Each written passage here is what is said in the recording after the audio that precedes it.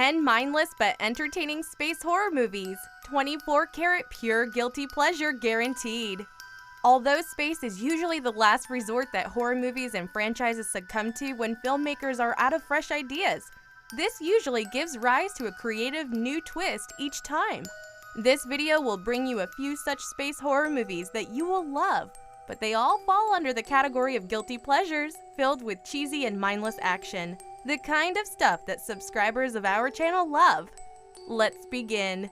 Before we go into our list, we have a very small request. If you like our content, please support us by subscribing to our channel. This is a small click from you, but it means a lot to us. Thank you. Let's begin.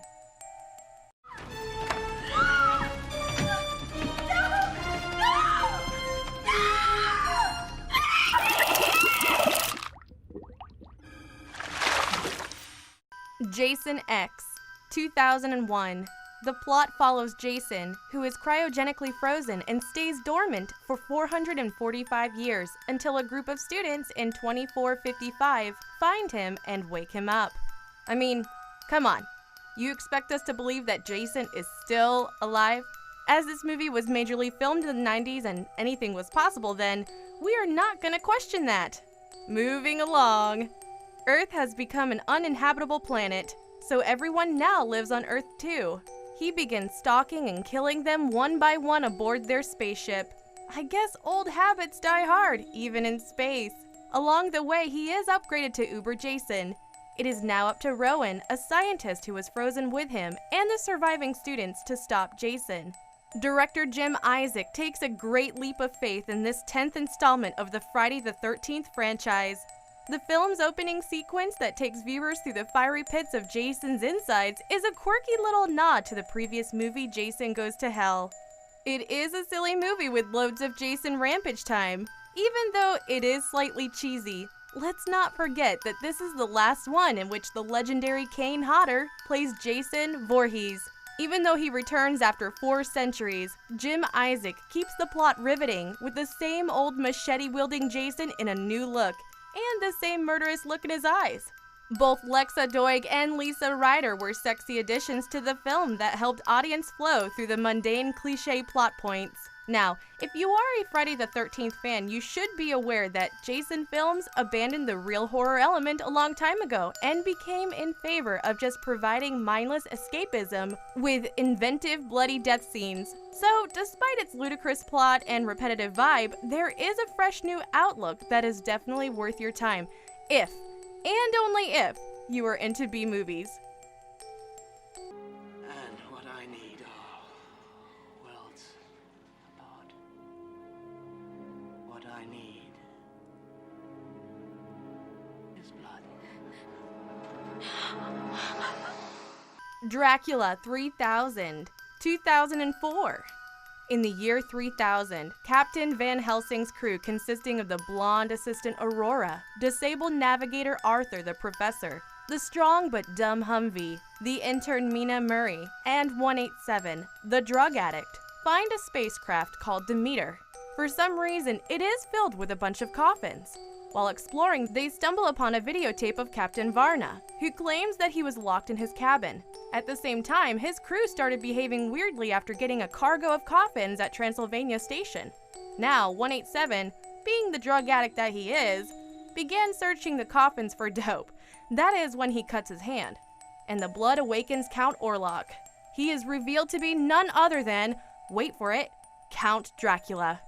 When Aurora tells everyone who Count Dracula is, they try to find a way to destroy the vampire. A blonde assistant and a drug addict? There has got to be a joke in there somewhere. Either way, Ivan Milborough and Daryl Ruitt have assembled an entertaining bunch to play characters adapted from the famous Bram Stoker's work. It bears a resemblance to his storyline, where Count Dracula comes to England in an abandoned ship. I mean, whose fault was that? Besides that, it is pretty much its own rendition of the famous vampire, mixed with F.W. Murnau's 1920s silent film character, who was also based on Stoker's work. The film thoroughly enjoys its sci-fi theme, bringing back the 2000s fashion into the plot with its leather pants. The dialogues and special effects are so cheesy, it's kinda cute. Casper Van Dien, Erica Eleniak, and Alexandra Camp are names worth mentioning because even if the so-called horror of this film does not appeal to you, the B-movie-ish cast certainly will. Moreover, Dracula 3000 has a nice ring to it. It doesn't matter if you aren't a fan of Bram Stoker or Dracula. Give this movie a watch with friends and a couple of drinks on a Saturday evening. You won't regret it.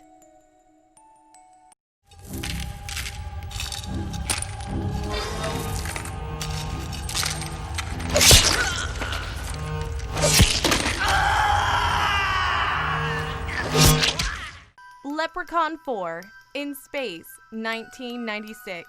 On a distant planet, a power-hungry leprechaun kidnaps a Dominion princess named Zarina. He plans to become the king. A bumbling brigade of space marines commanded by a mad scientist named Dr. Mittenhand, who is half machine thanks to one of his experiments, is not happy with this. Talk about cliches and cyborgs. They arrive on the planet and kill the leprechaun for intervening with mining operations. Gloating over their victory, one of the Marines named Kowalski urinates on the leprechaun's body. Unbeknownst to him, its spirit travels up to his urine stream into his penis, where he manifests as gonorrhea. Come on! This goes far beyond absurd. While the Marines plan to return Zarina to her home world, Dr. Mittenhand intends to use her DNA to make himself whole again. The leprechaun suddenly emerges from Kowalski's penis while he is aroused during a sexual act. To everyone's surprise. It is now up to the Marines to hunt him down, but spoiler alert, he outsmarts and kills most of them in gruesome and absurd ways. Viewers can hardly get over the fact that the leprechaun bursts out of some guy's penis. Director Brian Trenchard Smith outdid himself with that one. Imagine the special effects they would have needed. The plot was rather ambitious, with the leprechaun wanting to marry the alien princess, but somehow getting the whole planet under his command.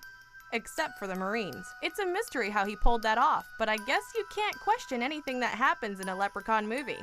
As usual, Warwick Davis stole the show with his performance, while the lesser-known Rebecca Carlton, Brent Jasmer, and Jessica Collins played good supporting roles. Everyone knows that no one watches the Leprechaun movies, especially this one, for its wonderful storyline, created with such finesse, or its outstanding special effects. It is for the pure thrill and absurdity of the events unfolding, and believe me, it gets you every time.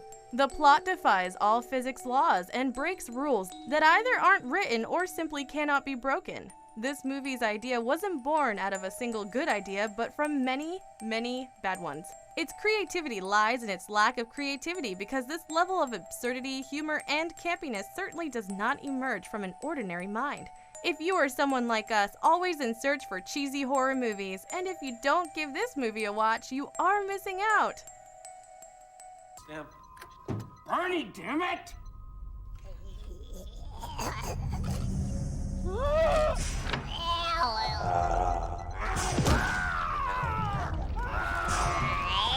Critters 4, 1992. Just before bounty hunter Charlie triggers his gun to destroy the last 2 critter eggs, he receives a message saying that it is illegal to extinguish the race from the galaxy. He sends for a transporter where he puts the eggs, but unfortunately, it takes him with it and gets lost in space. 53 deep frozen years later, he is found by a private wreckage collector team led by the shady and lecherous Captain Rick Buttram. On behalf of the mighty company TerraCore, they bring him to an empty space station. Not believing that Charlie was the only one on the pod, Rick lets the freshly hatched baby critters out, who immediately attack and kill him. Charlie again has to continue his quest to prevent the critters from making everyone their prey. Director Rupert Harvey brings Don Keith Opper back as Charlie McFadden from all the previous Critter movies. Honestly, this movie does not have much going for it besides the cast's performance. Besides Opper, Terrence Mann, Angela Bassett, and Brad Dourif also did a great job. While the storyline gets slightly repetitive with each movie, it is nice to see filmmakers develop innovative methods to keep viewers engrossed during each film. This was the first Critters movie that was not set on Earth. If watched with an open mind and meager expectations, viewers will enjoy it for the entertaining horror comedy that it is.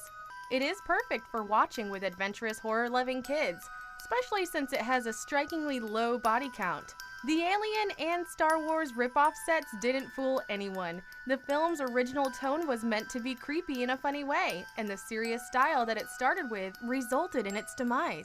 Nevertheless, it perfectly wraps up the Critter's tale and does justice to what everyone thought was the last movie in the franchise, until the 2019 reboot came along. Allow me to show it to you. Gentlemen, I am pain. Hellraiser, Bloodlines, 1996. In the year 2127, Pinhead, the evil Cenobite, has found himself on board a space station in outer space. It is run by the scientist Dr. Merchant, whose mission is to close the gates to hell forever. In the 18th century, his ancestor built the evil puzzle box that opens the gates to hell. Throughout the generations, the Bloodlines family has tried to stop it. But now Dr. Merchant has built a reverse box.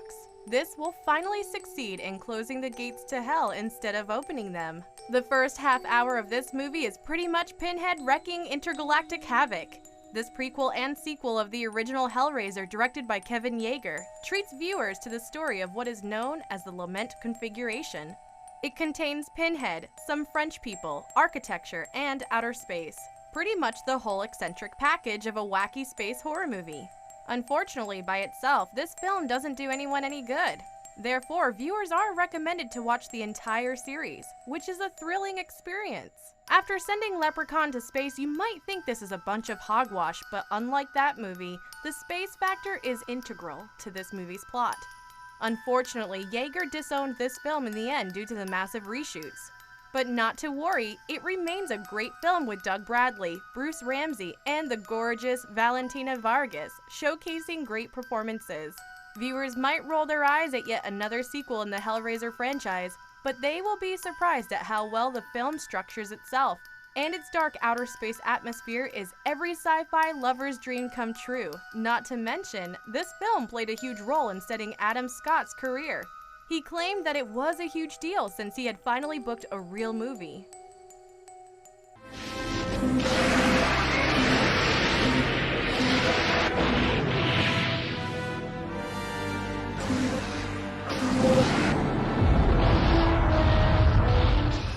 Godzilla vs. Space Godzilla, 1994. Godzilla cells brought into outer space by Biolante in 1990 and Mothra in 1993 are exposed to intense radiation from a black hole. This results in the creation of a new creature called Space Godzilla. You might like sci-fi, but this defies the laws of all sciences.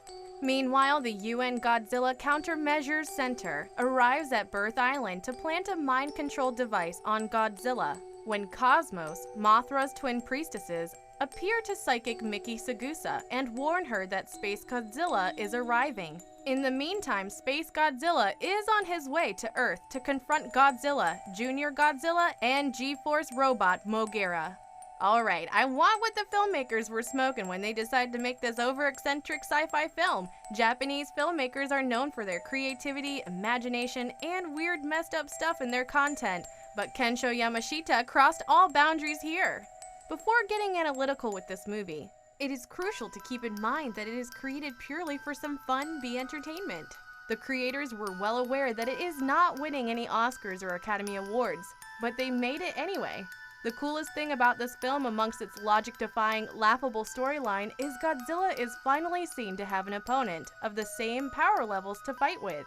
I mean, two ferocious dinosaur-looking beasts beating the snot out of each other? Who wouldn't love to see that? Even if not for the plot or acting, if you are someone into sci-fi and action with a campy undertone, this is a highly recommended space horror movie.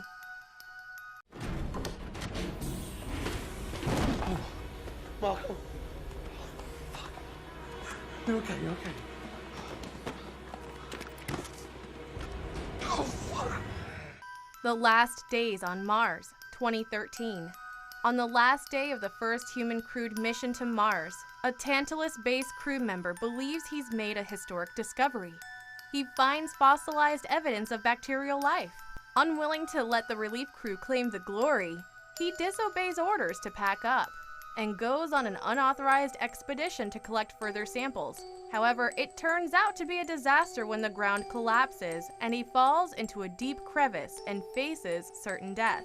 His devastated colleagues attempt to recover his body when another member of their crew disappears. Soon they begin to realize the life form they've discovered is very dangerous to human beings. This surprisingly well-made film bears a resemblance to a common trope used in sci-fi horror. Incidentally, that is the charm that makes it worth watching. The film moves at a brisk 100 minutes, wasting no time in unfolding the story. It's a spooky blend between 28 Days Later and The Thing, but the difference is that it is aware of its influences and does not try to reinvent the story. Instead, it strips down to its foundation and goes with a simple explanation. Now you might be thinking, why should I watch a movie with an 18% rating? The answer is, this movie was made for kicks and thrills. It was not meant to be a cinematic masterpiece, but we are also not denying that it has a lot of fun elements too. Here we go. Party time.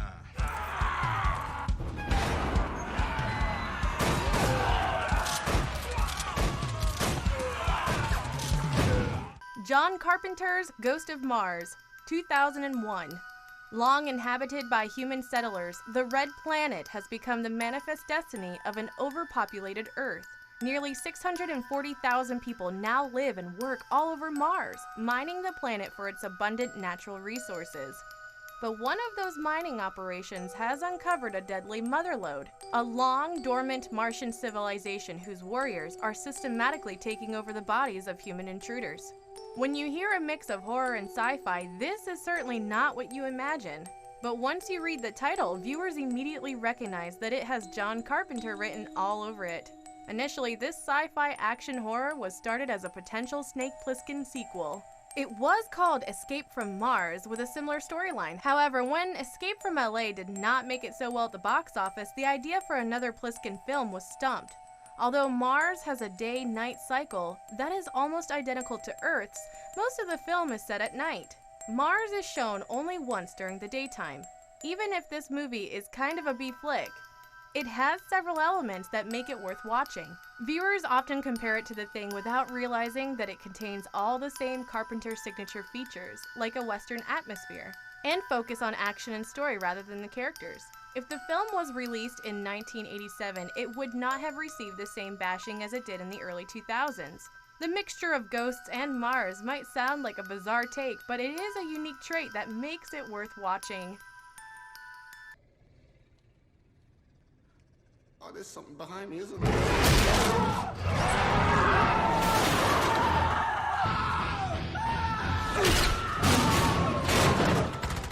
Doom, 2005. In 2026, a wormhole portal called the Ark is discovered deep below the Nevada desert. This portal leads to an ancient city on Mars. 2 decades later, the 85 personnel at the Union Aerospace Corporation research facility on Mars are attacked by an unknown assailant. Following a distress call sent by Dr. Carmack, a squad of 8 Marines is sent to the research facility to rescue everyone. This is a search and destroy mission where they are only concerned with retrieving computer data from their anthropology, archaeology, and genetic experiments. This sci-fi action film directed by Andrzej Bartołek is loosely based on a video game series of the same name.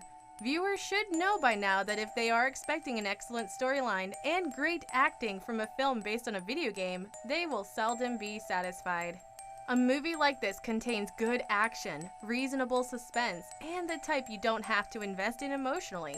It has a good ensemble cast like Carl Urban, Rosamund Pike, and Dwayne Johnson. If solid action sequences are what viewers are looking for, this is a great watch. Both Arnold Schwarzenegger and Vin Diesel were initially offered the leads, but they turned it down. Most people who are familiar with the game often complain about the changes made in the films. It is essential to keep in mind that there are bound to be some distinctions between the two due to cinematic licenses. Nevertheless, this movie is an exciting watch. Its beauty is that it can be rewatched, which is not a privilege all films possess. Having said that, there is an extremely cool first-person shooter scene at the end that makes viewers feel like you are playing a live-action Doom game.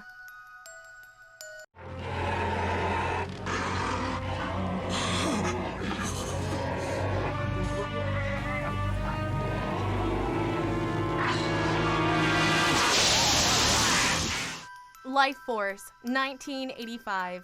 The space shuttle Churchill is assigned to observe Halley's Comet under Colonel Tom Carlson's command. A strange form attached to the comet is observed, and Carlson takes a team to investigate it. 3 humanoid lives are found in caskets and are brought to Churchill.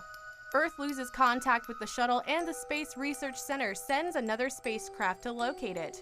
They find that the crew is dead, and the shuttle is burnt. When they bring the humanoids back to Earth, Dr. Hans Fallada and his team discover that the Space Girl is a vampire and drains the life out of people, who then transform into zombies. When the authorities find that Colonel Tom Carlson is alive, they summon him to explain what happened on the Churchill.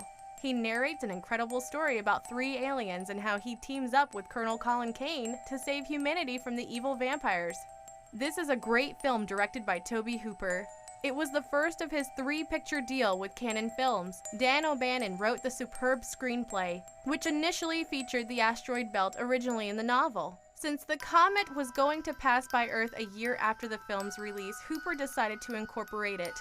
This movie is worth a watch for several reasons. Some of the primary ones are Stephen Railsback's outstanding over-the-top performance, great special effects, and unbelievable stilted delivery of some of the finest dialogue. It is no surprise that the man who made this film also got a chance to work with Steven Spielberg.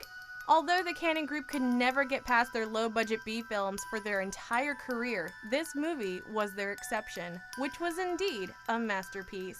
The film's second best feature is Henry Mancini's breathtaking musical score after Matilda May's gracious nudity throughout the movie. If you guys enjoyed this video, give us a like, subscribe, and press that bell icon that will help you get notifications. We upload an awesome video every day. Have an amazing day ahead and stay safe. This is Aurora 800. Approaching touchdown. We have no response from Kansas.